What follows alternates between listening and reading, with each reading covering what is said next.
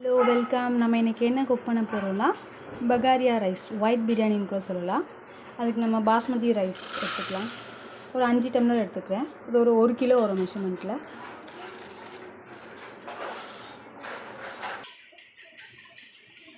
நல்லா 2 தண்ணி வாஷ் பண்ணிவிட்டு நல்ல தண்ணி போட்டு ஒரு 1/2 அன் ஹவர் ஊற வச்சிடலாம்.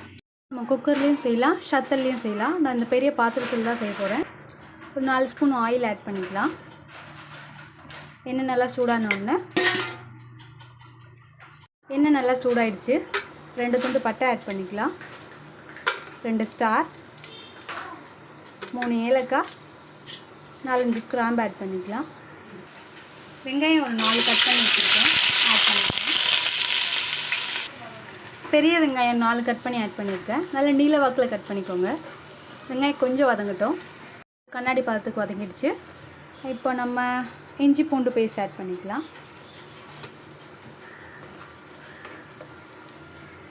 2 ஸ்பூன் இஞ்சி பூண்டு பேஸ்ட் ஆட் பண்ணிக்கலாம்.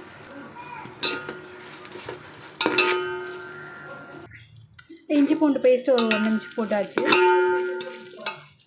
நம்ம புதினா ஒரு 2 கைப்பிடி அளவு ஆட் பண்ணிக்கலாம்.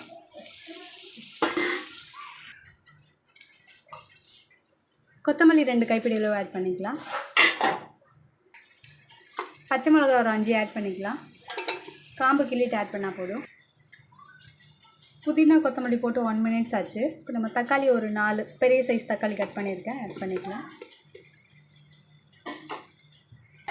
சால்ட் ஒரு 2 ஸ்பூன் ஆட் பண்ணிக்கலாம்.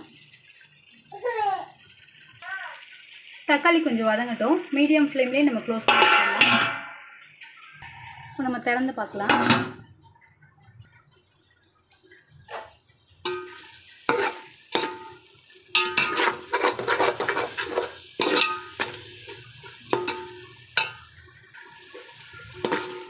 அவ்வளோதான். இப்போ இதில் மஞ்சத்தூள், மிளகாத்தூள் எதுவுமே ஆட் பண்ண வேண்டாம். காரம் பார்த்திங்கன்னா இதில் இருக்க பச்சை மிளகா தான். சால்ட்டும் நம்ம ஆட் பண்ணியாச்சு. இப்போ இதில் வந்து தண்ணி மட்டும் கொஞ்சம் நல்லா வதங்கிடுச்சுன்னா நம்ம தண்ணி ஆட் பண்ணிக்கலாம். வெங்காய தக்காளி நல்லா வதங்கிடுச்சு. இப்போ இதில் தண்ணி ஆட் பண்ணிக்கலாம். தண்ணி பார்த்திங்கன்னா நம்ம அரிசி இந்த டம்ளரில் 5 டம்ளர் போட்டிருந்தோம். ஸோ இதில் பார்த்திங்கன்னா நம்ம ஒரு 7.5 டம்ளர் தண்ணி ஊற்ற போகிறோம்.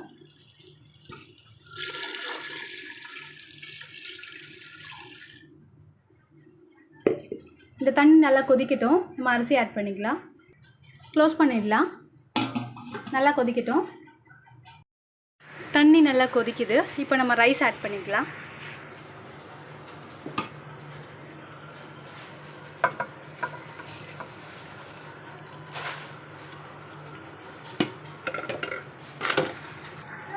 அரிசியெல்லாம் ஆட் பண்ணியாச்சு. ஒரு கிளறிக்கலாம். ஓகே, ஒரு 10 மினிட்ஸ் நல்ல மீடியம் ஃப்ளேமில் வச்சுக்கலாம். க்ளோஸ் பண்ணிடலாம். ரைஸ் ஓப்பன் பண்ணி பார்க்கலாம். ஒரு 10 to 12 மினிட்ஸ் ஆச்சு. ஓகே, ரைஸ் ஆல்மோஸ்ட் வெந்துடுச்சு. பார்த்தீங்களா, கொஞ்சமாக தண்ணி இருக்குது. இப்போ இந்த ஸ்டேஜில் நம்ம தம் கொடுத்துடலாம். தம் கொடுக்கறதுக்கு பார்த்திங்கன்னா ஒரு தவா வச்சுக்கலாம். வீணாக போன தவா இருந்துச்சுன்னா வச்சுக்கோங்க. இப்போ இந்த தோசை தவா மேலே இந்த சாப்பாடு எடுத்து இறக்கி வச்சிடலாம். வச்சாச்சு. இப்போ மூடி போட்டுடலாம். இது மேலே ஒரு பெரிய பாத்திரத்தில் தண்ணி பிடிச்சி வச்சிடலாம்.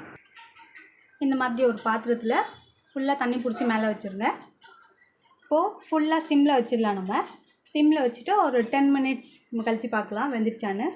15 மினிட்ஸ் ஆச்சு. இப்போ நம்ம ஓப்பன் பண்ணி பார்க்கலாம். ஃபுல் சிம்லேயே தான் வச்சுருக்கேன். மேலே இருக்கிறத இறக்கிட்டு இதை ஓப்பன் பண்ணி பார்க்கலாம். ஓப்பன் பண்ணலாம். ஓகே, தண்ணி நல்லா உடைஞ்சிடுச்சு. ரைஸ் நல்லா உதிரியாக வந்திருக்கு. ஓகே, அரிசியே நல்லா வெந்திருக்கு. இப்போ இந்த ஸ்டேஜில் நம்ம ஆஃப் பண்ணிவிட்டு ஒரு கிளறிடலாம். நல்லா கிளறியாச்சு. துளி கூட தண்ணி இல்லை. ரைஸும் நல்லா உதிரியாக இருக்குங்களா. இதுதான் கரெக்டான பதம். நம்ம பகாரியா ரைஸ் ரெடி. பகாரியா சாதத்துக்கு கரெக்ட் சைடிஷ்னு பார்த்திங்கன்னா சிக்கன் சால்னா தான். நம்ம சிக்கன் சால்னா போட்டு சாப்பிட்டோன்னா டேஸ்ட் அல்டிமேட்டாக இருக்கும். ட்ரை பண்ணி பார்த்துட்டு கமெண்ட்டில் சொல்லுங்கள்.